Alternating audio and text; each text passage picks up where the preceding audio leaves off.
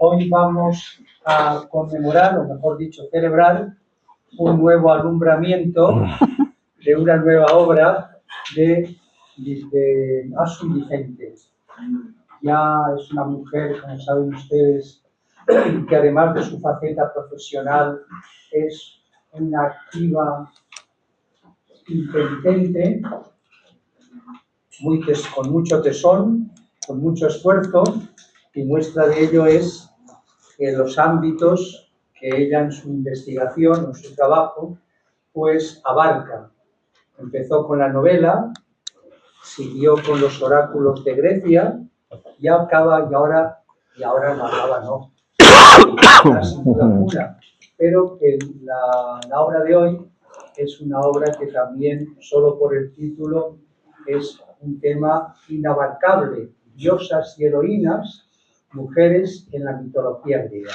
En primer lugar, por lo tanto, felicitaciones a la escritora y deseándole también nuevos éxitos en su faceta de escritora.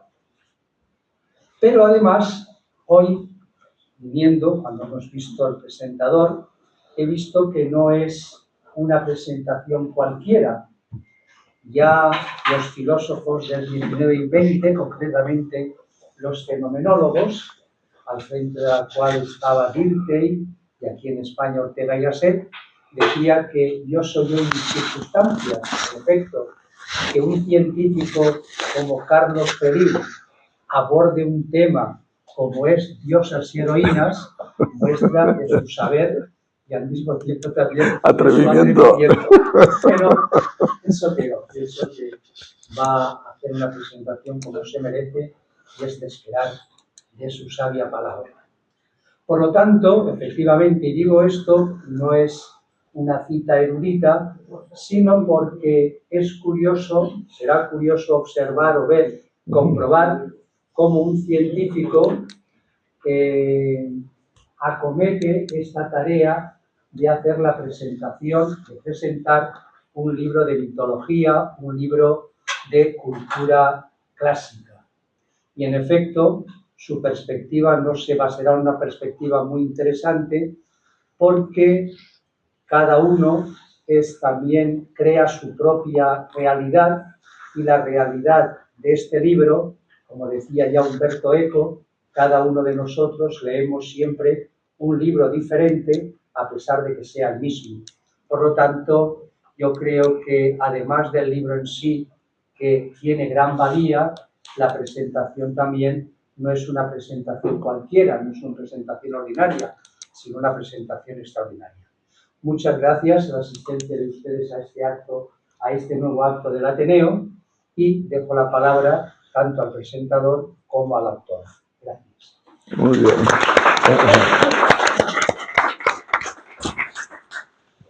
Pues gracias, Santiago. La verdad es un tema de atrevimiento, bueno, y también porque soy familia, entonces, claro, no puedes decir que no cuando te ofrece algo. Bueno, familia, y he seguido la trayectoria de Asunción Vicente a lo largo. Ella se presenta siempre como farmacéutica, que es lo que es. Exactamente. Lo que pasa es que es una mujer inquieta, y como ha sido inquieta, pues le ha gustado pues viajar, estudiar, y de ahí pues acabó siendo una filohelena del siglo XX y XXI. Es que los filolenos nacieron en el siglo XIX con los mitos de renovar Grecia, y le ayudaron a su independencia, ¿no? Claro. Pero hay gente pues, que le gusta la cultura, y la cultura griega, pues sabéis que es uno de los grandes mares, océanos, por así decirlo, que hay en la cultura antigua, y ella pues ha sido una gran aficionada, no solo a esa cultura, sino que últimamente ya aprende griego moderno, no el clásico, y por lo tanto se aventura por sus viajes por allí para conocer pues, al detalle todo lo que ofrece esa Grecia, que es un país inmenso y la verdad sorprendente en todos los aspectos. Por lo tanto, Si pones que es inquieta y que es farmacéutica, pues más o menos ya tienes mucho, ¿no? Y dentro de esa inquietud, pues a lo largo de su recorrido, pues ha ido encontrándose pues con cosas pues que uno siempre se pregunta, ¿y esto por qué no lo sabe nadie, no? Claro. Y entonces muchas veces veréis que hay personas que se dedican a hacer lo mismo que los otros, los que se dedican a ver un callo y se dedican a pisarlo, y otros que descubren nichos que nadie ha tocado y por lo tanto se cree con la obligación moral incluso de profundizar y dar a conocer esas trayectorias. Y de ahí ha nacido esa vocación que ha tenido por la novela, llamémosle histórica, pero sigue siendo novela, o sea, tiene una fase de creatividad importante, además de evocar un hecho histórico como tal. Sabéis que su gran novela, que ya presentó también aquí, es la dedicada a Sophie de Barbois, que es una filolena francesa, pues que al final se embarcó en la financiación de la independencia griega y bueno, y estuvo en todos los fregados que había que estar en ese sitio. Y ella la descubrió y vio que era una mujer pues olvidada, como tantas otras que han habido a lo largo de la historia. Y por lo tanto hizo una novela que creo que es apasionante, todos los que habéis leído pues estaréis de acuerdo conmigo, pues que es evocadora, una novela no solo de amor al territorio, sino de amor a la vida, ¿no? Una profunda rompedora dentro de lo que sería el contexto que tenía. Ahora sé que está acabando una segunda novela, también sobre otra mujer, como podría ser obviamente. Lo único que puedo decir que no es griega, no. Si ella quiere luego decir, pero que también creo que ayudará a conocer también una de las grandes desconocidas, porque son mujeres que efectivamente uno ve en la Wikipedia o etcétera, existen, pero que no han sido conocidos, o al menos en el impacto que han tenido en los hechos que han tocado. Luego, es una gran divulgadora, porque ya debido a ese conocimiento del territorio, del estudio de Grecia, de conocimiento, pues está en condiciones, por su cultura vasta, pues de divulgar. Entonces, pues tiene también columnas en el diario de Teruel, en el diario farmacéutico y en muchos sitios donde pues, le piden colaboraciones para hacerlo. Y dentro de esa idea de divulgación, pues un editor pues, le pidió pues, que ese conocimiento que tenía, pues que lo pusiera a un nivel didáctico, ¿no? para acercar a nuevos lectores a estos. Y de ahí nació el libro que ya también presentó aquí, sobre los oráculos en el mundo antiguo, sobre todo los griegos, donde pues es una edición también muy similar a la que ahora nos ocupa. Y ahora la que tenemos entre manos es la de diosas, heroínas, mujeres en la mitología griega, ¿no? Yo creo que pues, tiene una presentación también muy adecuada. Es hermano de los oráculos, pero también sorprende porque también es una temática, yo creo que bastante desconocida, a pesar de que todos hemos oído hablar de los dioses griegos, de los héroes, etcétera, y toda la mitología que es infinita, que nunca se acaba y que ya he intentado resumir haciendo una muy buena dedicación. Yo, como decía Santiago, el presidente, que soy un atrevido como tal, no soy filólogo, yo soy ingeniero químico, pero bueno, hay siempre el gusto por hacer algunas cosas, entre ellas, pues bueno, yo siempre intento ver mucho la etimología de las palabras. ¿Por qué? Porque ayudan a saber por qué se formaron y cuál era el sentido primigenio que muchas veces ha permanecido, pero otras veces ha desaparecido, ¿vale? Yo siempre les digo a mis alumnos que se fijen en la palabra presidente, ¿no? Santiago era un presidente y etimológicamente presidente quiere decir el primero que se sienta. todos recordábamos, que por las edades aquí, pues que en clase estábamos de pie hasta que entraba un profesor y el primero que se sentaba era el profesor, ¿no? Ahora es el posedente. Yo creo que solo al presidente del gobierno o al rey se le mantiene ese protocolo de estar de pie mientras él accede a los sitios, pero es así.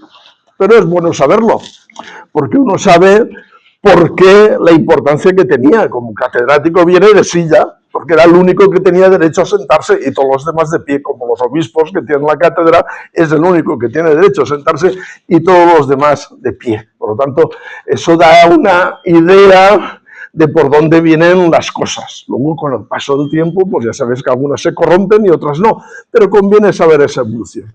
Y una de las curiosidades era, por ejemplo, la etimología de Dios, ¿no? Porque nosotros hablamos de Dios, pero claro, tenemos una cultura cristiana y estamos asociados a una palabra de Dios como un ser supremo, único, por así decirlo. Y cuando lo confrontamos con los dioses griegos, los romanos, etcétera, pues aparecen aquí distorsiones que uno no llega a ver. Y es que la palabra Dios viene de del indoeuropeo y significa brillante, que tiene brillo. O sea, seres de luz, como tradicionalmente se ha conocido a muchos de los dioses. Buda significa el iluminado, ¿no? Cristo la luz del mundo, etcétera. Esa asociación de la luz con determinados seres supremos está en casi todas las culturas, ¿no? Moisés, cuando bajó con las tablas de la ley, y sobre todo vino cuando vio la primera definición de luz que hay escrita, ¿no? Que es la zarza que arde pero que no se consume. ¿Por qué? Porque la gente siempre ha asociado la luz al fuego. Nuestra Magdalena es un rito de luz, no de fuego. Y entonces la primera definición de luz es esa. Es que tú ves algo que asocias al fuego, pero ves que no se consume, por lo tanto, seguía siendo. Y bajó con la cara iluminada. Cuando bajó con las tablas de ahí, también tenía la cara iluminada. De ahí una mala traducción, en vez de brillante le pusieron cuernos, por eso aparece Moisés con los cuernos, pero eso son traducciones, etcétera, que ocurren en todas las culturas. Por lo tanto, los dioses sí que tienen un poder superior, pero al fin y al cabo se caracterizan por ser brillantes. Y por eso no nos puede extrañar que hayan coleccionado, yo creo que todos los pecados capitales que el cristianismo desarrolló, al menos los griegos como tal, ¿no?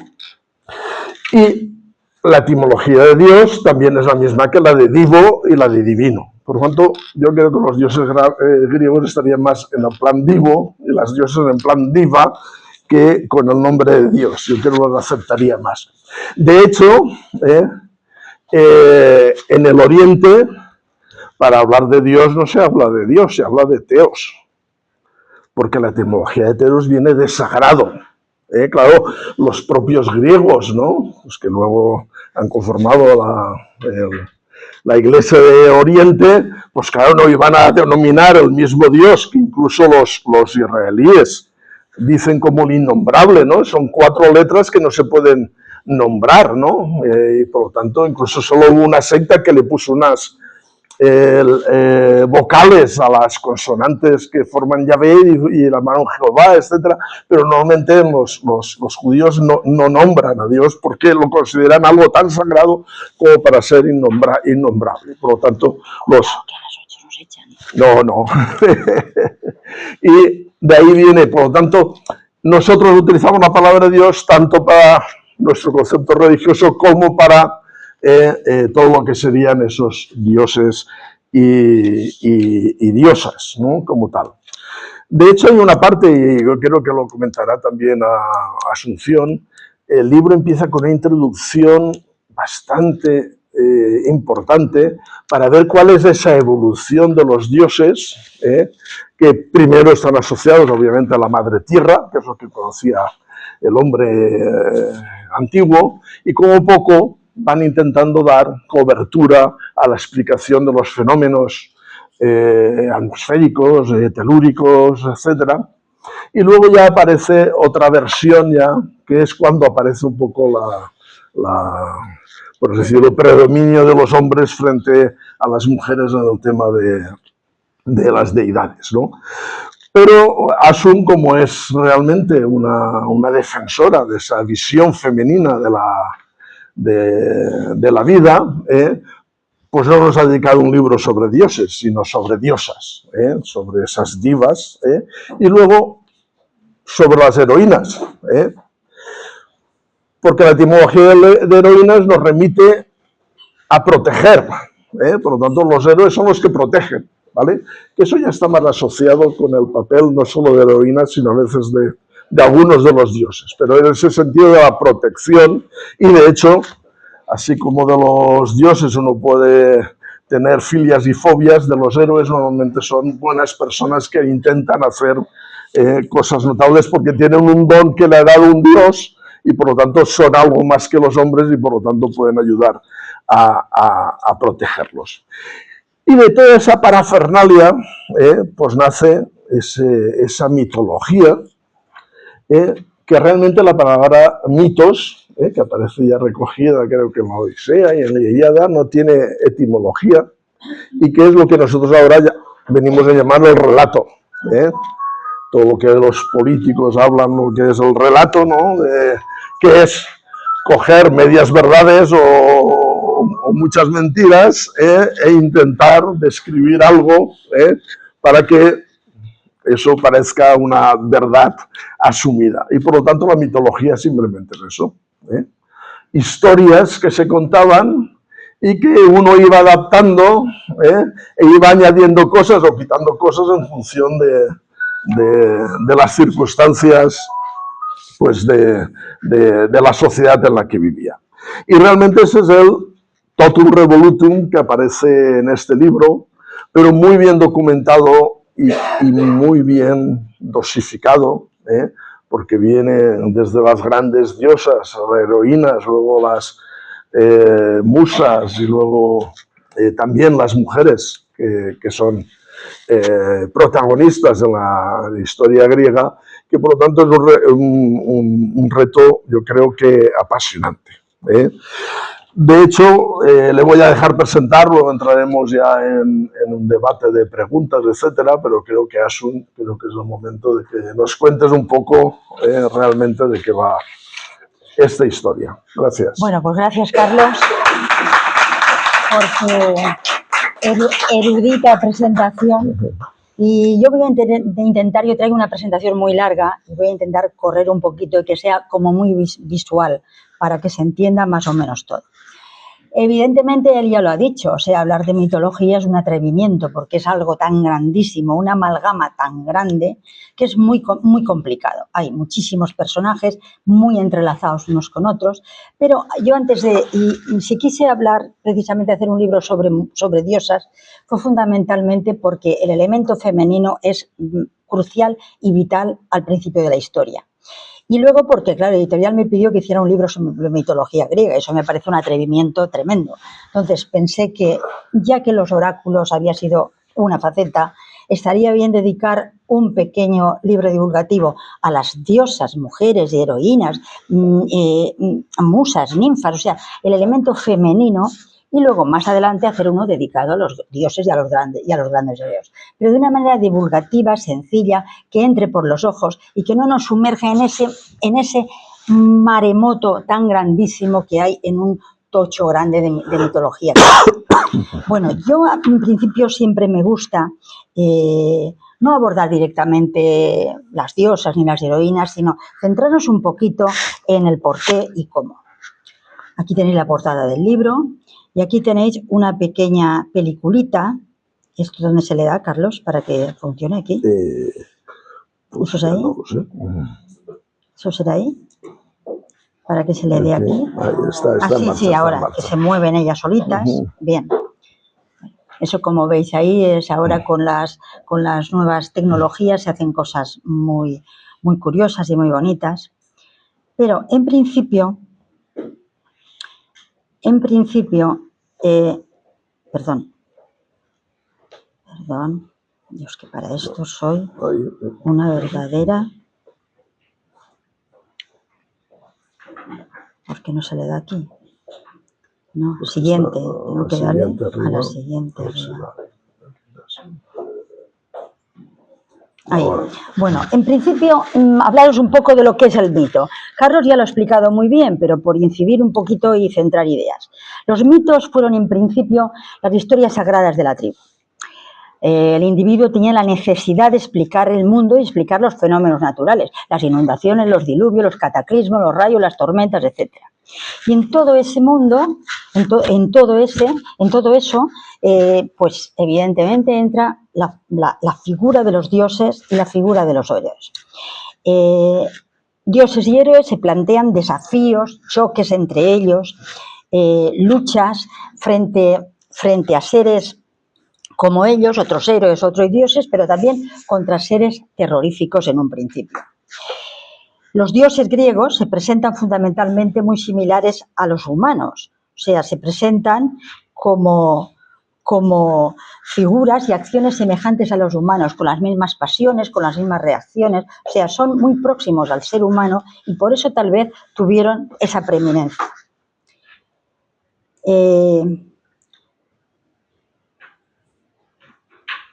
Aquí. Bien, ¿qué características podemos plantearnos en un mito? En principio, pues es un relato memorable, o sea, un relato que ha surgido de la memoria de los hombres, que viene de muy atrás en el tiempo, muy atrás, que pervive además mucho tiempo y que se transmite con cambios y con renovadas interpretaciones. A veces la interpretación de un mito o una determinada historia surgen versiones distintas. ¿Cuál es la que es más auténtica, esta o aquella? No, ahí hay una amalgama tremenda que se ha ido modificando.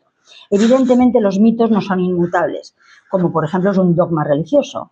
O sea, las religiones del libro, cristianismo, judaísmo o islamismo, tienen un libro de referencia, donde está todo escrito y todo anotado. Los mitos no, los mitos es una tradición oral que se cuenta al calor de las hogueras, que pasa de una generación en generación, que se van modificando y que van cambiando. Bien, pues los mitos griegos no se han vinculado a un libro concreto religioso, pero sí se han vinculado a la literatura y a la poesía. Y son un legado cultural sin el que no se puede entender un pueblo antiguo. En un pueblo antiguo hay que ir a buscar para entender cómo era, cómo evolucionó, qué fue lo que hizo, cuál fue su historia remota, hay que ir a los mitos. Y su fascinación llega hasta hoy, con cantidad de películas, series, literatura, poesía, todo tipo de arte. Ahora mismo, dentro de nada, el mes que viene, se estrenará la película sobre la Odisea, que ha creado una gran polémica. Pero bueno, todo eso es continuo. Los antiguos lo que hicieron fue elaborar un mundo maravilloso de dioses, héroes, sagas, leyendas, familias bellamente entrelazadas. Porque el libro a lo mejor os puede parecer, hay mucho personaje, pero es que los personajes son inmensos, completamente entrelazados, con familias complicadísimas, con crímenes entre familias. Son historias tremendas en las que, bueno, además son una fuente enorme de inspiración para cualquiera. Los sucesos que narran son sucesos que son reales o ficticios. A lo mejor hubo un determinado suceso real y a partir de ahí se elaboró toda una historia ficticia, orales o escritos, y bien individuales o de una colectividad. Y eso son los que nos han llegado hasta nosotros. Entonces el mito trata de ofrecer un relato que responde a las eternas preguntas del ser humano. ¿Quién creó el universo? ¿Cuándo se acabará el universo? ¿Qué hay detrás de la muerte? ¿Hay otra vida? ¿Voy a resucitar? Explican el porqué también de tradiciones culturales que están ligados a una determinada zona geográfica. Un río, un monte, una ciudad, están vinculadas a los mitos. Tienen además una función regenerativa, como podemos ver en los mitos de la resurrección, o sea, con una idea de renovación presente en los ciclos míticos de la vegetación y de la naturaleza. Y también da prestigio a una tradición cultural porque se le vincula a un hecho que legendariamente está relacionado con lo divino. Por tanto, hay mitos que nos explican los orígenes, la explicación del mundo, hay otros mitos de creación, la cosmogonía, nacimiento del mundo a partir de las potencias primarias, están las teogonías, precisamente mitos de nacimiento de los dioses, también sobre el nacimiento de hombres y nacimiento de héroes, que esto concretamente, los mitos de nacimiento de los hombres van de generación en generación hasta ahora. Y mitos también de escatología, el fin del mundo, la destrucción del universo, la vida después de la muerte, los misterios de Eleusis y los misterios órficos son precisamente un ejemplo de ello. Mitos también mesiánicos que aseguran la salvación mediante la llegada de un enviado divino. Mitos de metamorfosis de seres humanos y también de seres divinos. Y mitos que dan origen también a la fundación de ciudades. Bien, aquí hay una cosa que es importante porque es el lugar del mito, porque nosotros sabemos que son historias imaginarias, ficticias, retocadas, que se han ido modificando, pero ¿existe un lugar del mito? Pues evidentemente sí existe, porque los mitos están situados, y los griegos los situaron en sitios, en lugares específicos donde hoy todavía se les permite identificar y rastrear. O sea, alguien contó una historia en un sitio remoto, en una montaña, en un río, en una fuente, en un manantial, y a partir de ahí se asoció el mito, se asoció a un espacio físico y a una geografía. Todo mito alude, por tanto, a un lugar, en una simbiosis perfecta del mito con la naturaleza. De hecho, toda Grecia está plagada de lugares que se pueden rastrear uno a uno. En todas partes hay templos dedicados a Hera, a Afrodita, a tal ninfa, a tal héroe. Aquí Perseo hizo tal, hizo cual. Qué remoto, que es imaginario, pero que se vincula el mito con el lugar geográfico. Bien, pues ahora pasamos ya más adelante y pasamos al Paleolítico. Aquí habría mucho que explicar, pero vamos a hacerlo rapidito. Bueno, en el Paleolítico ya se pone de manifiesto la presencia del elemento femenino. ¿Por qué? Pues en el momento del nacimiento, porque todo está vinculado a el nacimiento, a dar la vida. Eso es lo que en las tribus tiene mayor importancia, perpetuar la especie. Y es el cuerpo femenino el que nos sumerge en ese misterio de la vida. Los seres humanos, por tanto, reconocen en la madre su norte y su guía, y además los seres humanos se reconocen hijos de una naturaleza. La vida se concibe con la imagen de una madre. Bien, la diosa madre surge ligada a las primeras formas de organización de las primeras sociedades humanas. En torno a esos conceptos, la vida, la muerte, la fertilidad y la regeneración. Ya en el Neolítico, pues surge el nacimiento de la agricultura, y entonces la diosa, esa diosa madre, se vincula a la naturaleza, a la tierra fértil y a los ciclos de la naturaleza y los ciclos de las cosechas. Entonces la diosa madre empieza a adquirir rastros distintivos en cuanto a lo que es, por ejemplo, ya es la diosa del amor, la diosa de la fertilidad, la diosa de la guerra, la creación, la destrucción, una serie de rasgos distintivos. Aquí tenéis un ejemplo de las figurillas de esa época en la que veis con vientres muy abultados, con senos muy abultados, precisamente en esa figura de la diosa madre. Cuando pasamos ya al mundo griego, aquí las cosas empiezan a cambiar, porque el mundo griego, las divinidades esas que ya empezaron a cambiar en el Neolítico, sufren transformación, diversificación y además especialización. Entonces el poder femenino se empieza a fragmentar. Las sociedades son mucho más complejas, son sociedades sedentarias, y el poder femenino se empieza a fragmentar. Y la sociedad pasa en ese momento a ser patriarcal. ¿Y por qué pasa a ser patriarcal? Porque se desarrolla la agricultura y excedentes de agricultura, se empieza a funcionar el comercio, las determinadas polis, los determinados espacios físicos ya tienen una razón de ser, un asentamiento en el terreno. Pueden además sostener ejércitos, pueden empezar a iniciar guerras y eso le da mucho más poder al elemento masculino. Entonces la diosa empieza a ser de ser un principio supremo a ser un principio subordinado. Pero no pierde su poder. O sea, la diosa, todas estas diosas que ya se van especializando, comparten el poder con los dioses masculinos y sobre todo conservan el poder sobre los ciclos vitales. Aquí tenemos, por ejemplo, la teogonía de Hesiodo. Yo aquí lo vi muy despacito, pero ahí lo veis más.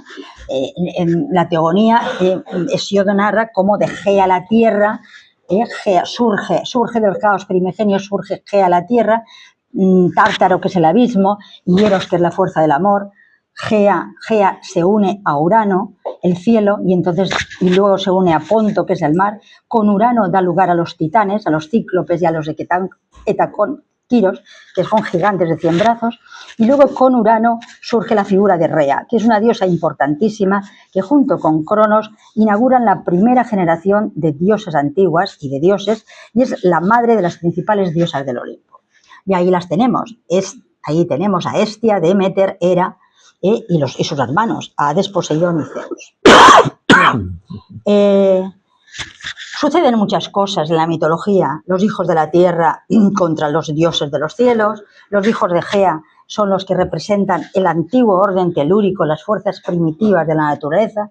Y los dioses olímpicos representan el orden celeste, el orden cósmico renovado. Entonces ahí suceden muchas cosas, pero bueno, Zeus destrona a su padre Crono y le obliga a devolver a la luz a sus hermanos, que los había engullido, cortado Saturno devorando a sus hijos. Hay un mito ancestral, que es el mito de que los padres se consideran amenazados por el hijo y siempre es el hijo el que mata al padre para ostentar el poder. Sucede con Zeus y Crono. Y bien, la guerra entre los olímpicos. Surge la guerra entre los olímpicos, situados en el monte Olimpo, y los titanes en el monte Otis. Zeus recibe la ayuda de los cíclopes y recibe el rayo y el relámpago de Zeus, y bueno, los vence e instaura el orden frente al caos. Luego ya lo tenemos más o menos organizado. Tenemos aquí en el cielo, ¿quién manda? Pues Zeus y su reina Hera, su hermana, en los mares Poseidón y en el inframundo Ares. Pues vamos a inaugurar la serie de las diosas del Olimpo. Las diosas del Olimpo. Bien, ahí tenéis un bajo relieve. Y vamos a inaugurarlo con Hera. Hera es precisamente la esposa de Zeus, la hermana de Zeus, y Hera es la diosa que representa, es un culto muy antiguo, incluso antes de inaugurarse el culto a Zeus, ya, o sea, de tener Zeus ese poder, ya había hereos y cultos a Hera. Entonces, es un culto antiguo, representa la diosa del hogar, totalmente, la diosa del matrimonio, es esposa de Zeus y reina del Olimpo, y es el prototipo, junto con Zeus, del matrimonio convencional.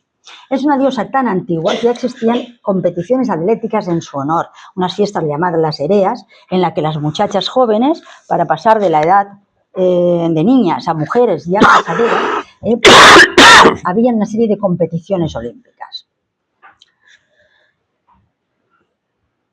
Era como cualquier matrimonio convencional, inaugura un matrimonio lleno de peleas, de celos y reconciliaciones. Ahí veis en esa cerámica Zeus y Hera. ¿Y qué hace Hera? Hera persigue a todas las amantes y los retoños, y sus retoños, porque Zeus totalmente no había absolutamente elemento femenino que le parara. Entonces tenía cantidades de amantes, cantidades de hijos sueltos por ahí por todas partes.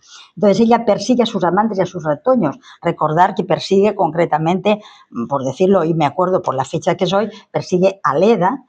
Se metamorfosea en un cisne y persigue a Leda, Hera persigue a Leda, que se tiene que refugiar la pobre en la isla de Delos, y allí da a luz a Apolo y Artemisa, que son los dos gemelos. Bien, pues os voy a decir por curiosidad que hoy es la fiesta de Apolo y Artemisa, mejor dicho, la fiesta que se celebraba en honor de Apolo y Artemisa eran el 6 y el 7 de mayo, el mes que era de Targelio, o sea, eran las llamadas fiestas targelias. Se conmemoraban en honor de Apolo y Artemisa. Bueno, con el tiempo, esa fecha, pues con los calendarios antiguos y nuevos, es precisamente esta semana. Es el día 20 y 21, la fecha que se corresponde con ese 6 y 7 de mayo de las Targelias.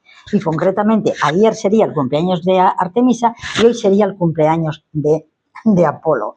También luego la religión cristiana asimiló esos dos gemelos, por eso hoy es la fiesta de Constantino y su madre Helena en el cristianismo, reminiscencia precisamente del cumpleaños de Apolo y Artemisa. Bueno, dicho esto, ya os he comentado que persigue a sus amantes, a Leda le persigue una serpiente, la deja allí tirada, bueno, muchas vicisitudes que podéis leer en el libro. Hera está a favor de los aqueos en la guerra de Troya, está a favor de los aqueos porque París la despreció en el famoso juicio de París, donde fue el primer certamen de belleza de la historia, donde competían las tres diosas, competían Hera, Afrodita y Atenea. Cada una de ellas le ofreció a París una serie de dones. Hera le ofreció el poder, Atenea le ofreció la sabiduría, pero Afrodita le ofreció el amor y la mujer más bella del mundo. Entonces París, evidentemente, optó por Afrodita. y ella no olvida el desprecio de Paris, por lo tanto ella apoya a los aqueos en la guerra de Troya. Otra diosa importantísima es Atenea. Atenea personifica tres cosas, personifica la razón, la belleza y el poder. Es una diosa también muy antigua. Fijaros en esa figura que es mucho más antigua que de la Grecia clásica, que personifica a Atenea con su victoria en la mano. Bueno, es una diosa antigua, es la patrona de la guerra y de la táctica militar y es protectora de grandes héroes.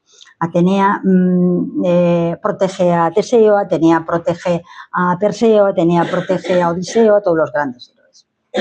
Y sobre todo Atenea tiene un templo que está totalmente vinculado a la diosa. Un templo emblemático, que es el Partenón de Atenas, que relaciona a Atenea y la vincula concretamente con la ciudad de Atenas. Allí, en el frontón oriental, desgraciadamente, la mayoría de esos frontones y de esas obras están en el museo expoliados por los ingleses en el Museo Británico de Londres, y en el frontón oriental podemos ver el nacimiento de Atenea de la cabeza de Zeus. En el frontón occidental, la disputa de Atenea y Poseidón por el patronazgo de la Ática, y el friso de las Panateneas, que contrariamente al mito del nacimiento de Atenea o a la disputa de Poseidón, el friso de las Panateneas no es ningún mito, sino es un hecho real en la vida de la ciudad. Es una procesión cívica. Es una participación ciudadana en un acto cívico y a la vez sagrado. Aquí hay pues una conexión entre la mitología, la religión y la política, que refuerza la identidad de la ciudad, de la polis de Atenas, y que es el pilar de ese orden cívico de las polis. Aquí veis en ese frontón oriental el nacimiento, más o menos, el nacimiento de Atenea de la cabeza de Zeus. Ahí veis a Atenea, que nace de la cabeza de Zeus, armada y adulta, y ahí tiene la victoria, y veis ahí que hay un hombre con un hacha. Bueno, pues es el dios Hefesto, que Zeus, de un terrible dolor de cabeza, Hefesto le abrió la cabeza y de allí surgió Atenea adulta y armada. Este es el otro mito, que es Atenea y Poseidón en su disputa por el patronazgo de la Ática. Se pidió, el rey Cécrope pidió que uno de los dos dioses que se disputaban el patronazgo de la Ática ofrecieran algo a la ciudad. Poseidón con el tridente tocó una roca y brotó agua salada. Y Atenea ofreció el olivo. Entonces los ciudadanos, en votación, eligieron precisamente el olivo como una cosa que les ofrecía garantía de continuidad. Como veis, estos son parte del friso de las Panateneas, que yo lo he puesto aquí para que veáis que esto es una procesión cívica en la que hay caballos, en la que hay gente de pie, en la que se llevan animales para el sacrificio, en la que hay procesión de muchachas y en la que llevan ahí todas ellas, aquí en esto llevan como una cosa cuadrada, que es el peplo que se le ofrecía a la diosa en la fiesta de las Panateneas cada 4 años. Aquí, por ejemplo, lo veis, también una recreación. Entonces, en ese peplo que se le ofrecía a la diosa estaba bordada las escenas de la gigantomaquia, o sea, la lucha de los gigantes, de los olímpicos y los gigantes. Aquí veis, se le da aquí y creo que funcionará, ¿no? Si le doy aquí.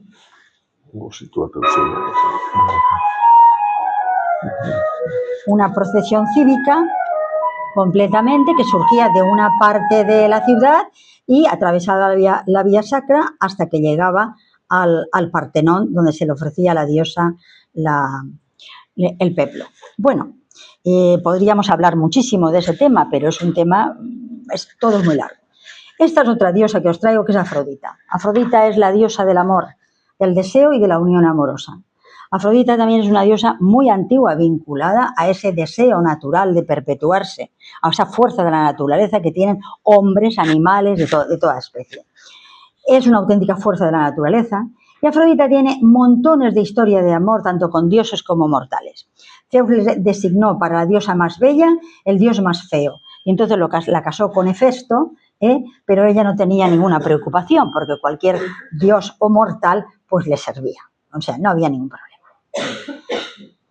Aquí tenéis un bajorrelieve muy bonito, que es Afrodita saliendo de las aguas. Sabéis que Afrodita nace de los testículos de Cronos cuando caen al mar, cuando caen los testículos al mar, en medio de esa espuma surge Afrodita.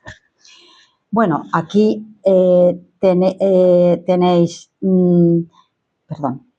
tenéis aquí uno de los amores con dioses de Afrodita, es el dios Ares. Ares y Afrodita integran junto con Hera y con Zeus ese hieros gamos, esos matrimonios sagrados ante dioses, que eran unos matrimonios rituales para los cuales se celebraban fiestas en honor de ellos. Bueno, pero con mortales también tiene muchas de sus amores, y entonces se enamora de un pastor de la zona de Troya, Anquises, y con Anquises da lugar a uno de los grandes héroes, Eneas, que después de la guerra de Troya va por el mar y llega a las costas del Lacio, a Roma. Afrodita, ahí tenéis una de las estatuas más bonitas de Afrodita, que es la Afrodita del Nido. Afrodita es una diosa que se le rinde culto en un culto muy importante en Corinto, un culto que está vinculado a la llamada prostitución sagrada. Entonces, ¿qué era esto? Bueno, pues se adoraba a esta diosa, y entonces allí había hombres y mujeres, tal vez esclavos o no esclavos, incluso individuos que pagaba la comunidad cívica de la ciudad para que ejercieran una prostitución sagrada en honor de la diosa.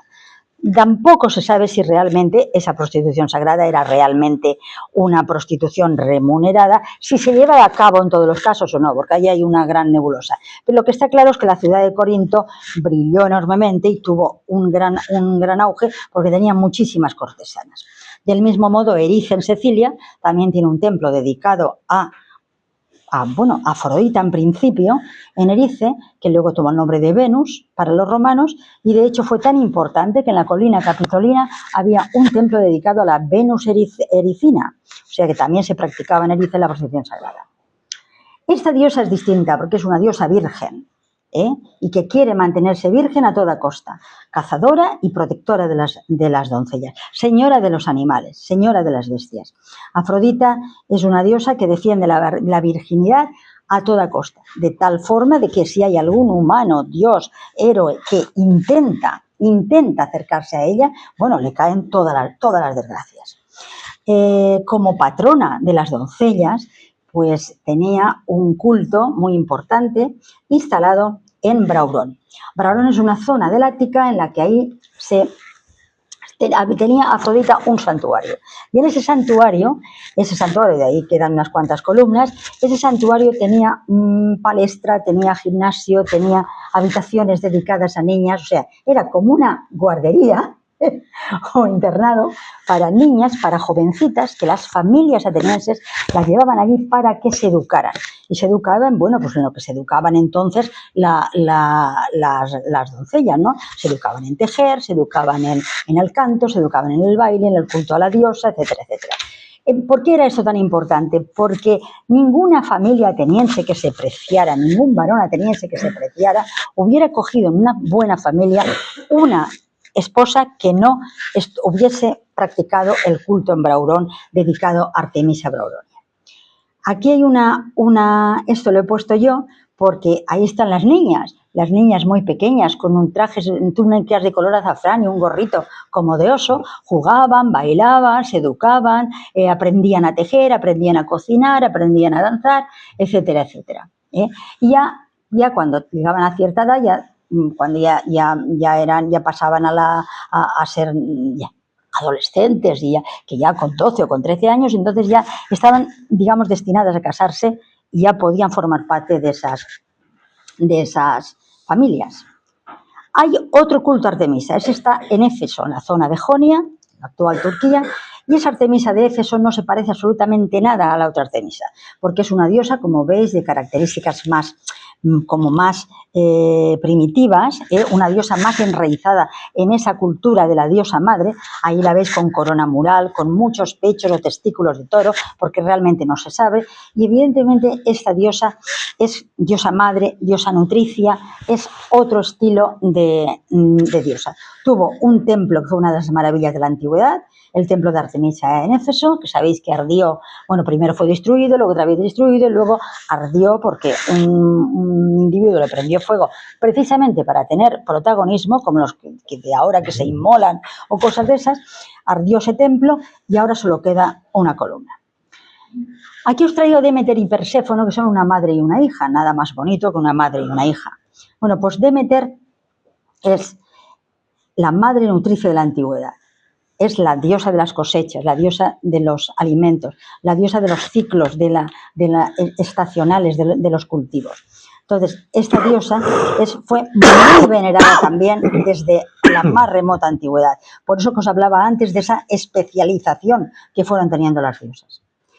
Demeter se le rinde culto por la fertilidad, por la regeneración. Pensar que en los cultivos, en invierno los cultivos desaparecen y en primavera renacen y en verano es la cosecha. Entonces está vinculada a la regeneración, vinculada a los ciclos de la tierra y fundamentalmente a los misterios de Eleusis. Los misterios de Eleusis, está entre 20 y 22 kilómetros de Atenas y Eleusis es un lugar donde tenían lugar unos misterios, unas celebraciones iniciáticas dedicadas precisamente a Demeter y a su hija Perséfone.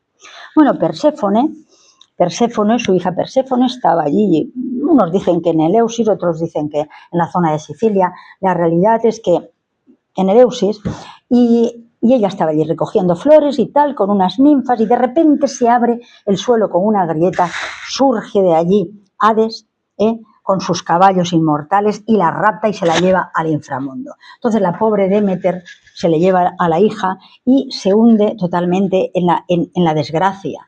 Entonces ella estuvo 9 días, fijaros, acordaros de las novenas que hacemos ahora, 9 días vagando, llorando, detrás, intentando buscar a su hija, intentando buscarla por todas partes. No la encontraba, hasta que al final alguien le dijo que estaba en el Hades.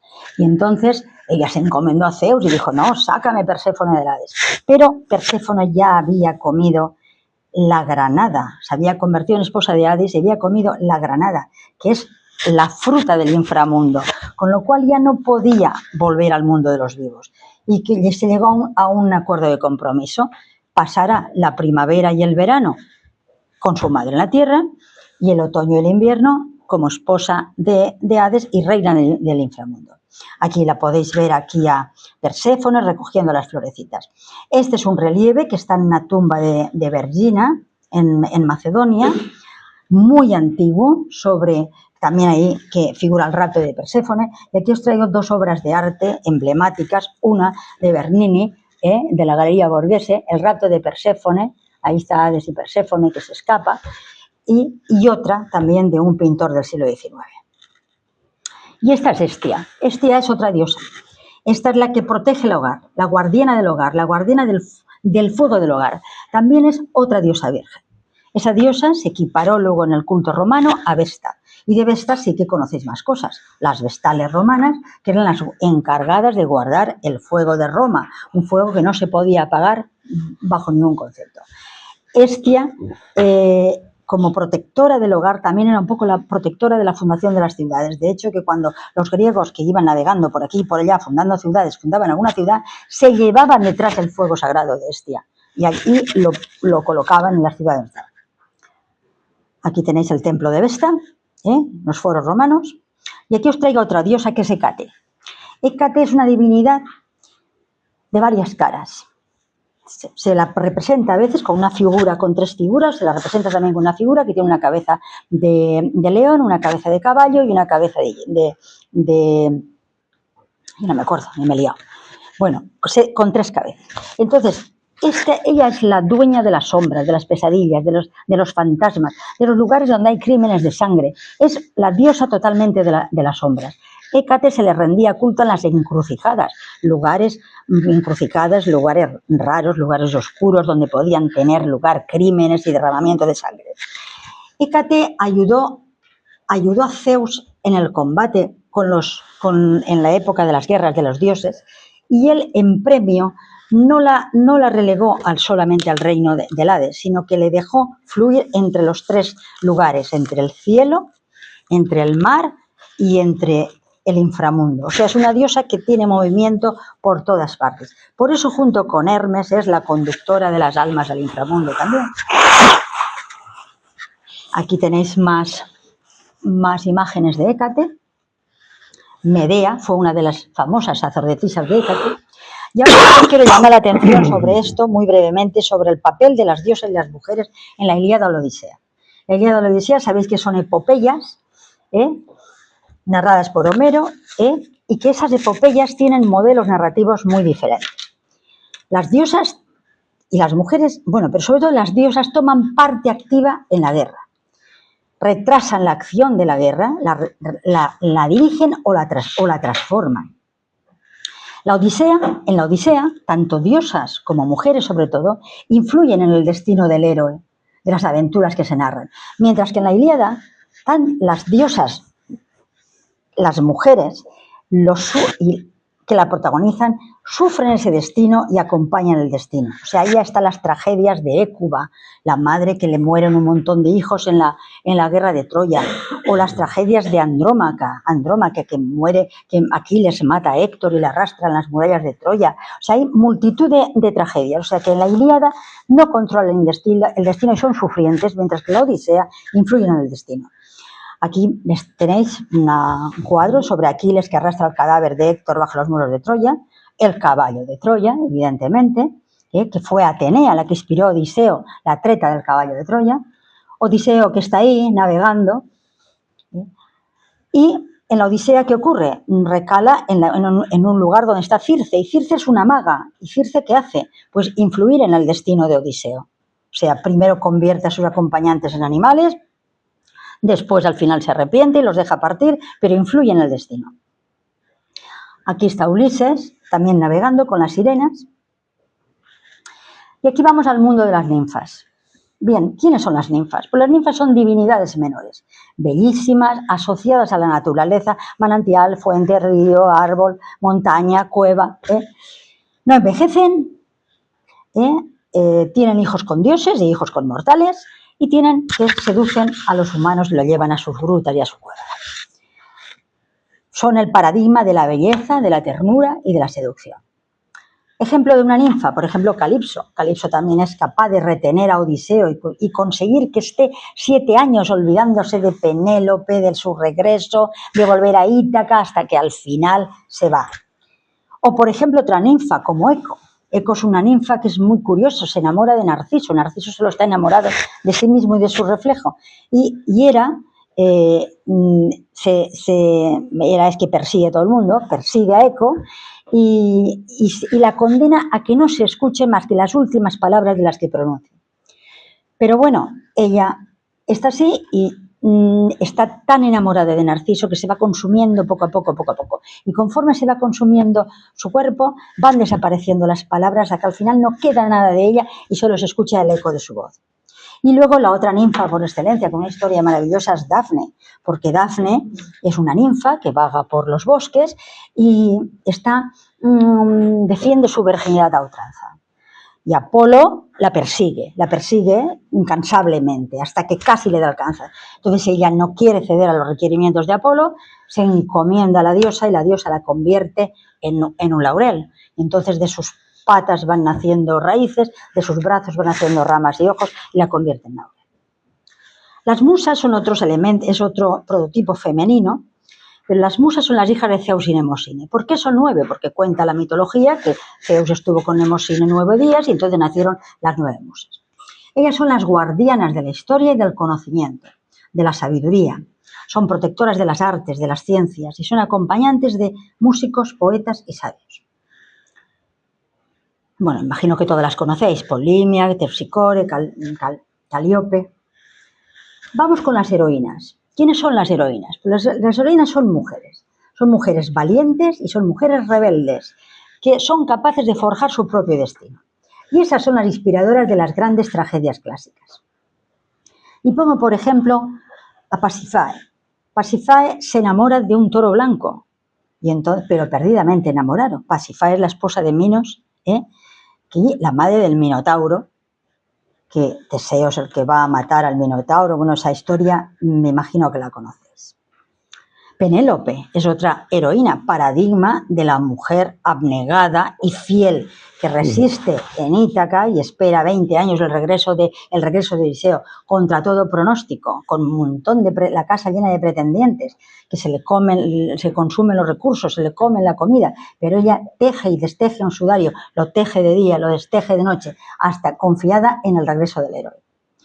Y una mujer maravillosa que es Andrómaca, el prototipo de la esposa, la pareja de Andrómaca y Héctor es una pareja prototipa de un matrimonio feliz. Andrómaca ve que Aquiles mata a su padre, mata a los hermanos, arrastra a Héctor después de matarlo alrededor de las murallas de Troya. Y no contento con eso, su hijo Neoptólemo, mucho después, que va a vengar la muerte de Aquiles, de su padre, es capaz de estrellar a su hijo Escianace contra una muralla y además violarla a ella. O sea, le pasa de todo. Aquí hay otra heroína, que es Fedra. Fedra, esposa del rey Teseo de Atenas, pues tiene la desgracia de enamorarse de su hijastro, Hipólito. Hipólito no quiere saber nada del amor, no solamente de su madrastra, sino no quiere saber nada del amor. Entonces la desprecia, entonces la venganza de ella es terrible, porque herida en su amor propio por verse despreciada, urge una mentira y convence a su esposo de que en realidad Hipólito ha querido violarla. Al final el padre no tiene más remedio que desterrar a Hipólito de la ciudad. Nausica es la hija del rey Alcinoo, sale en la Odisea, acordaron los palacios de las puertas de plata de Alcinoo. Bueno, pues Nausica se enamora perdidamente de Odiseo, insiste en que se quede allí con ella, en que viva allí con ella, pero al final también Odiseo vuelve a su tierra de Ítaca. Y aquí tenemos a Helena, la famosa Helena de Esparta, Helena de Troya. Bueno, Helena tiene un gran pedigrí, porque Helena es descendiente de dioses. Helena nace junto con su hermano, son dos parejas de gemelos, porque Leda pone después del apareamiento con el cisne, pone 2 huevos. En un huevo Clitemnestra y Pólux, creo, o Castor, y en el otro Helena y Pólux. Entonces, ella es descendiente de los dioses, entonces tiene mucho pedigrí. Es una mujer bellísima que cuando alcanza la edad de casarse, pues claro, su padre no quiere, tiene tantos pretendientes que no osa ni proponerle un marido, porque los demás iban a ofenderse. Entonces llama al astuto Odiseo y dice, ¿qué voy a hacer? Y Odiseo dice, pues nada, vamos a hacer lo siguiente, lo que va a hacer es que ella va a elegir, pero los demás se van a comprometer a defender este matrimonio, tanto por falta de la mujer como por falta del marido. Claro, eso es lo que ocurre cuando Paris la rapta a Helena y se la lleva a Troya, pues entonces los demás tienen un pacto de honor de acudir a por ella, y se van los aqueos hacia Troya. La realidad es que fue una guerra económica, fue por otros intereses, pero el mito lo cuenta así, y los demás no tienen más que acudir ahí. Otra de nuestras heroínas es Medea. Medea os la he nombrado antes porque es una de las sacerdotisas de Hécate. Bueno, pues Medea a quien protege es a Jasón. Jasón con su barco, Jasón y los argonautas, van en busca del vellocino de oro a la Cólquide. Ella es hija del rey de la Cólquide. Jasón no hubiera logrado nunca hacerse con el vellocino de oro si no hubiese sido por las artes mágicas de Medea. ¿Qué era el vellocino de oro? El vellocino de oro era un carnero dorado que estaba en la Cólquide. Todo aquel que quería una legitimidad real, una legitimidad de poder, un poder legítimo en un trono, iba a la conquista del vellocino de oro. Jasón va tras él porque su padre, rey de Corinto, lo han destronado y él quiere recuperar ese poder. Acordaros que nuestros reyes llevan colgando el toisón de oro, que no es más que el vellocino de oro.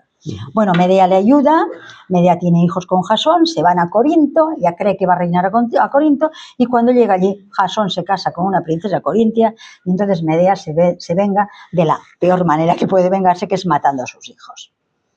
Tragedias de Medea y montones. Antígona es otra gran heroína. Antígona está en Tebas, sus hermanos Polinices y Eteocles se pelean por el trono de Tebas, que ha dejado vacante a la muerte de Edipo. Entonces, en esa pelea, Polinices muere.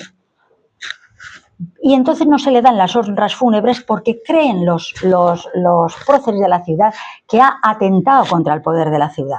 Se le niegan las honras fúnebres, que eso era una auténtica tragedia. Pero Eteocles también muere en la guerra y sin embargo sí tiene honras fúnebres. Entonces Antígona dice que eso es una injusticia y es precisamente el paradigma de buscar la justicia, el paradigma del no a las guerras, no a las luchas fratricidas. Casandra es una hija de Príamo, que Casandra, Apolo también la requiere de amores y ella se niega, entonces el enfadado le escupe en la boca. Entonces, al escupir en la boca, la condena a que ninguna profecía de las que haga se la crea. Entonces, la pobre Casandra profetiza la guerra de Troya y no la crean, profetiza el caballo de madera y no la creen, profetiza que a la vuelta de Agamenón, Clitemnestra y su amante Egisto se lo van a matar y tampoco la creen. Es la eterna incomprendida, la que no cree nadie. Y Ifigenia, la hija de Agamenón, pobrecita mía, una princesa lindísima, bellísima, que como los barcos aquellos estaban preparados en Áulide para salir e irse a Troya, a la guerra, y no había vientos favorables, no podían navegar. Entonces lo pidieron, es que tiene que haber un viento favorable. Pues hay que hacer un sacrificio de los dioses y va a ser Ifigenia la sacrificada. La pobrecita va a Áulide engañada, le dicen que iba a contraer matrimonio con Aquiles, el paladín de los griegos. Nada de eso ocurrió, sino que Ifigenia fue sacrificada o, según el mito, no fue sacrificada, porque allí llegó Artemisa y colocó una cierva blanca en su lugar, o si no una cierva blanca, se la llevó a Tauride. Esta es Electra. Electra es una hija de Agamenón y Clitemnestra. Ella ve cómo Clitemnestra y Egisto matan a su padre Agamenón y entonces quiere vengarse. La venganza tiene que hacerla su hermano Orestes, pero es muy jovencito y entonces lo manda fuera y dice, bueno, cuando seas un hombre ya volverás a vengarlo. Efectivamente, Orestes vuelve, pero antes pasa por el oráculo de Delfos y el oráculo de Delfos le profetiza que evidentemente sí, va a matar a Egisto, no hay duda, pero que también matará a su madre. Entonces, eso sucede sí, y las erinias, que son precisamente esos seres terroríficos que persiguen a los que hacen crímenes familiares de sangre, lo persiguen por toda Grecia. Yocasta también es otra heroína, esposa y madre de Edipo. Mayor tragedia no se puede concebir. Esposa y madre de Edipo. La tragedia es un poco larga, pero bueno, en líneas generales hay una serie de acontecimientos funestos. Al final, Edipo mata a su padre en una encrucijada terrible y vuelve a Tebas, donde Edipo descifra el enigma de la Esfinge. Precisamente por esas guerras y crímenes de sangre, los dioses mandan a Tebas un ser monstruoso, mandan la Esfinge. La Esfinge tiene cuerpo de león, alas de buitre y cabeza de mujer. Y entonces ella, la Esfinge, está en una roca, que todo el que pasa le pregunta un acertijo. ¿Cuál es el hombre que por la mañana va a 2 patas, a 4 patas, a mediodía va a 2 patas y por la noche va a 3 patas? Y aquí nadie lo adivinaba y a todos se los cargaba. Entonces, ese tipo, el único que es capaz de descifrar, dice, es el hombre, cuando es niño, cuando es adulto y cuando es anciano.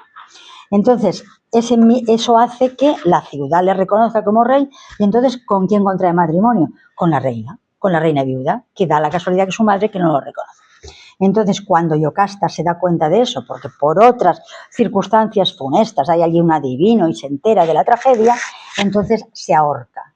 Y Edipo, consternado, se clava las fíbulas de la túnica de Yocasta en los ojos y se ciega para siempre.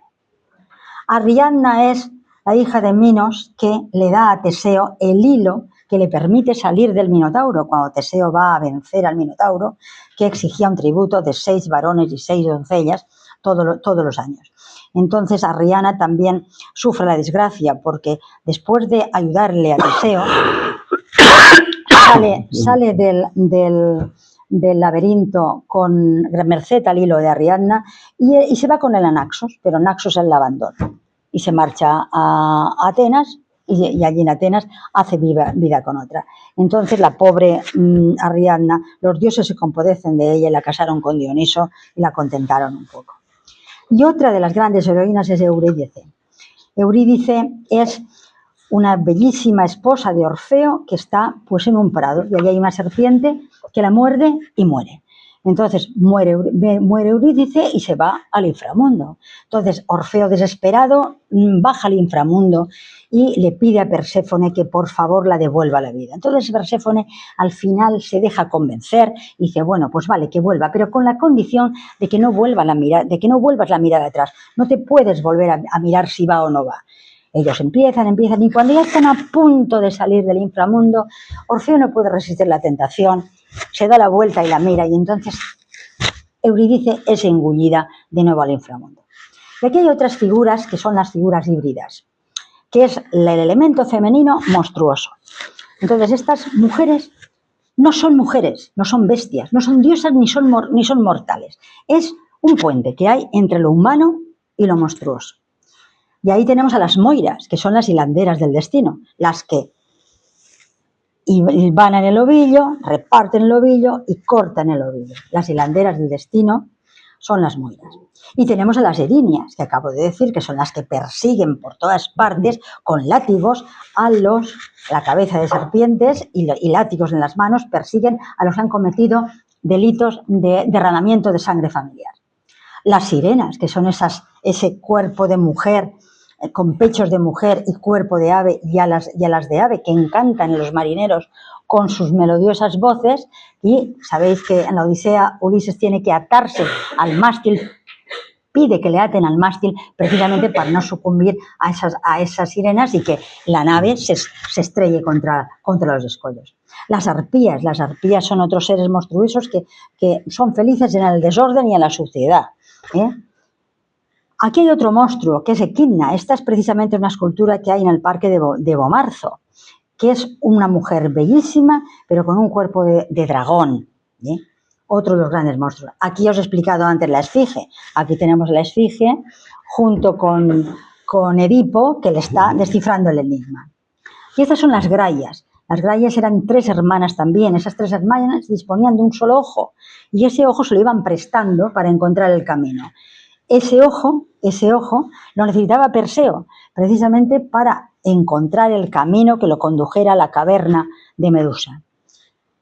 Él roba, con ayuda de los dioses, el ojo de las grayas y llega a la caverna de las Górgonas. Las Górgonas eran también 3 hermanas, bellísimas, pero Atenea las castiga y las convierte en unos seres terroríficos con la cabeza llena de serpientes. ¿Por qué? Bueno, porque Atenea era una diosa virgen, y Medusa se había atrevido a tener amores con Poseidón en uno de sus templos. Entonces, fulminantemente, las condenó a ser seres terroríficos.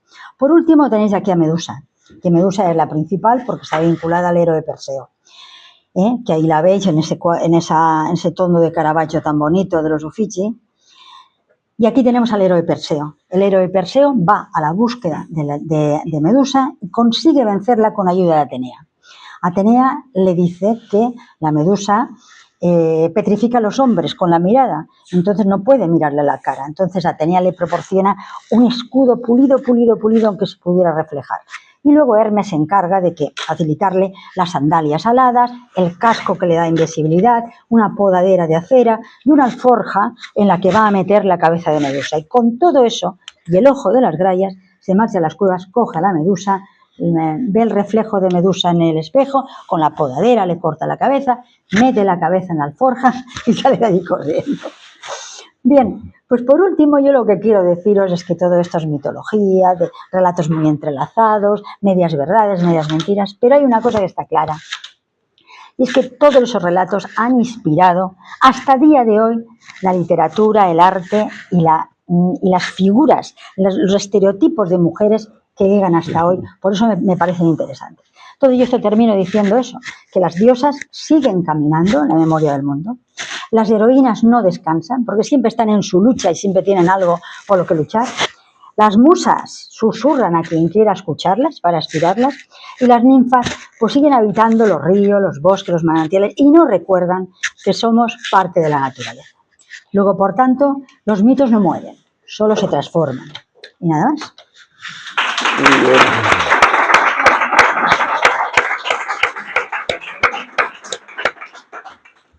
Pues muchas gracias, Asunción. Yo creo que nos ha dado un repaso importante. importante de Somero, pero bueno. esa mitología que es enorme, ¿no? Enorme, Una cosa enorme, la enorme. imaginación, la explicación de cualquier evento, ¿eh? Se inventaban un mito y una figura representativa.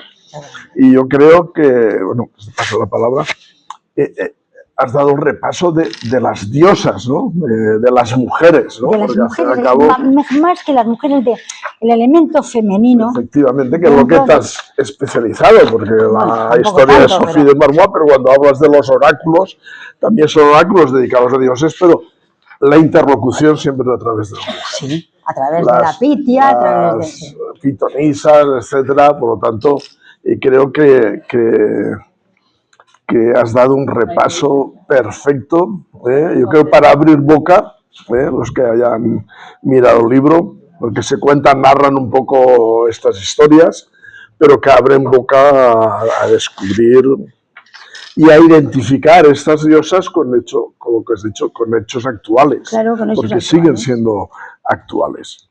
Porque, por ejemplo, estamos hablando de Medea, esa venganza, esa violencia vicaria que estamos ahora viendo, bueno, pues no es más que el mito de Medea, ¿no? O sea, que hay muchísimas historias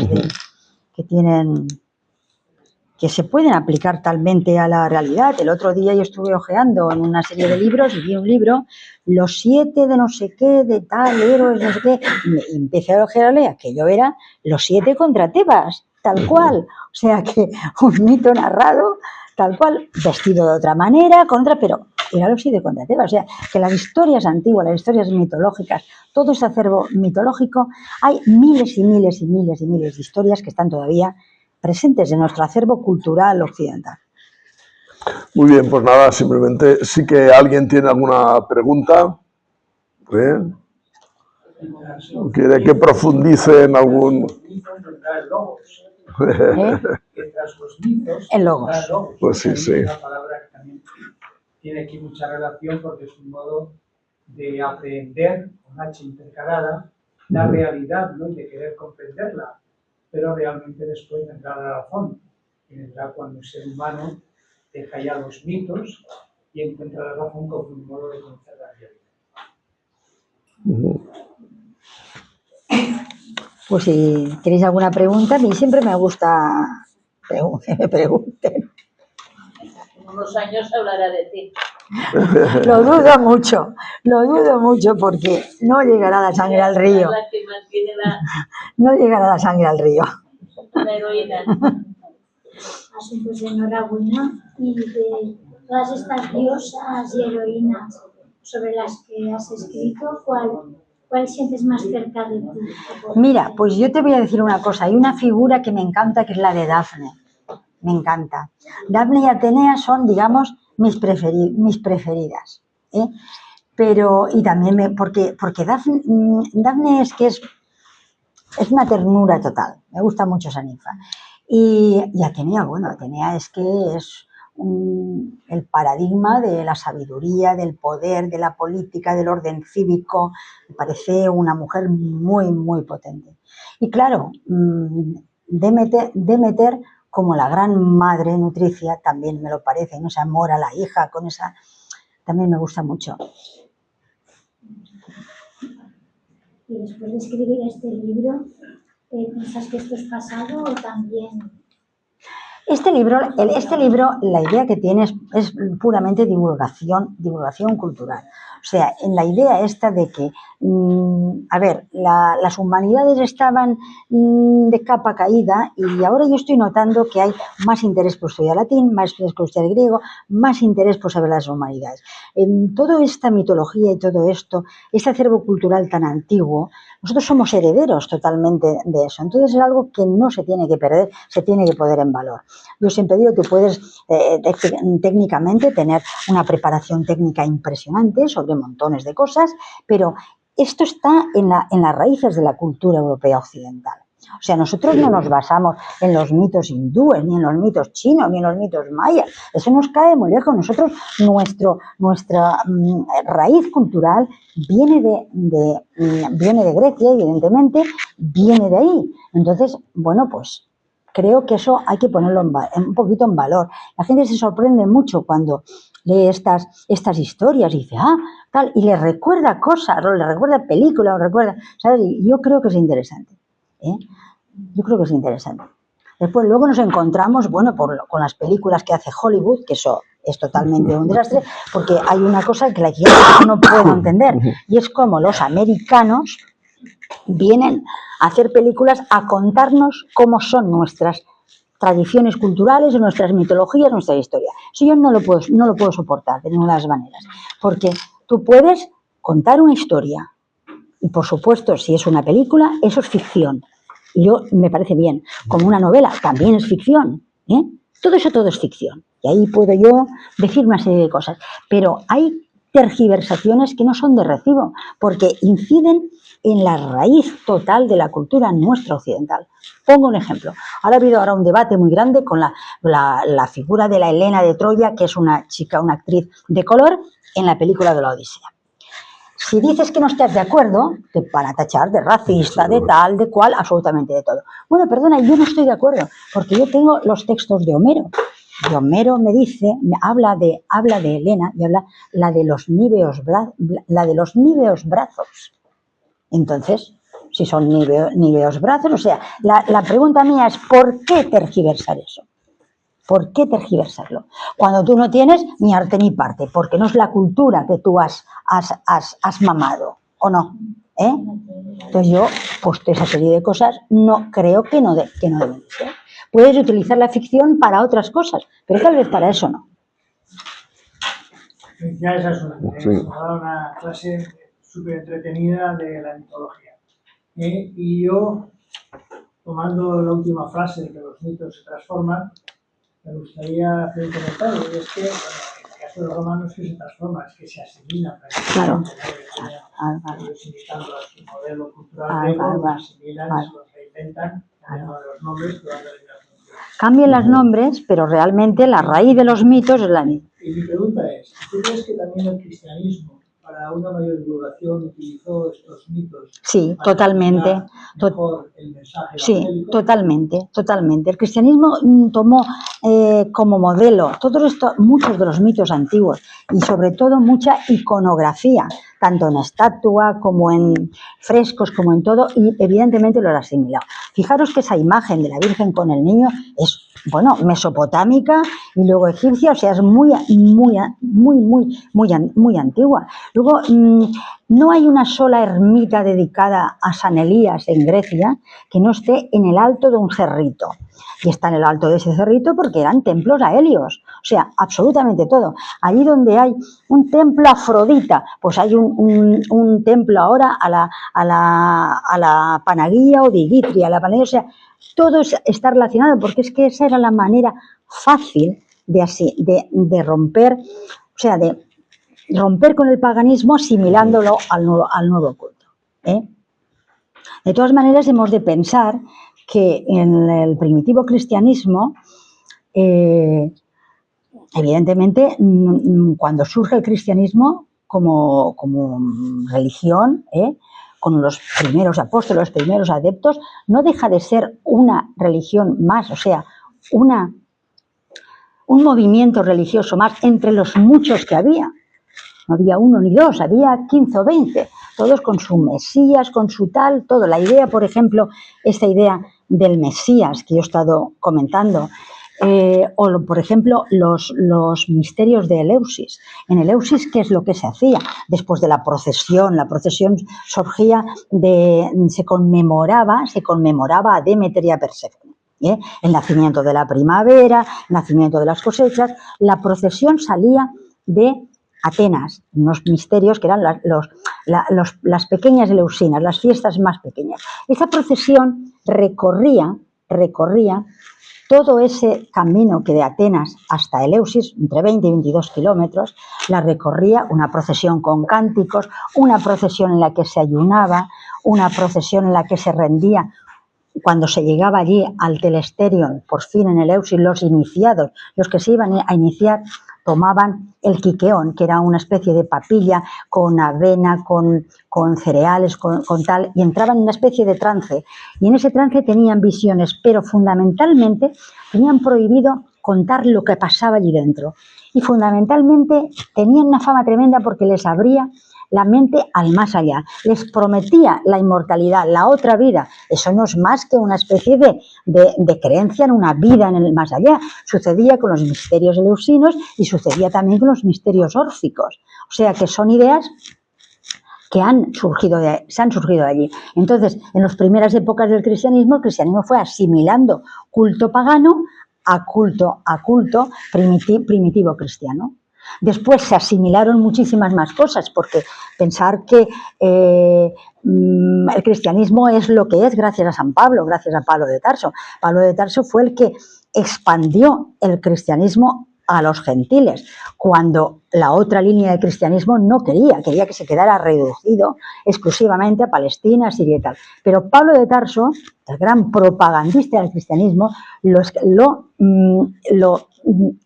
paseó por todas partes y empieza el auge del cristianismo. Una religión que promete el perdón de los pecados, la resurrección, o sea, una religión atractiva. Por eso el gran éxito del cristianismo como religión. Muy bien. ¿Alguna pregunta más? ¿Alguna pregunta más? Yo porque Sí. son las 8:30 Pues ya casi. está. Pues ya está. Pues nada.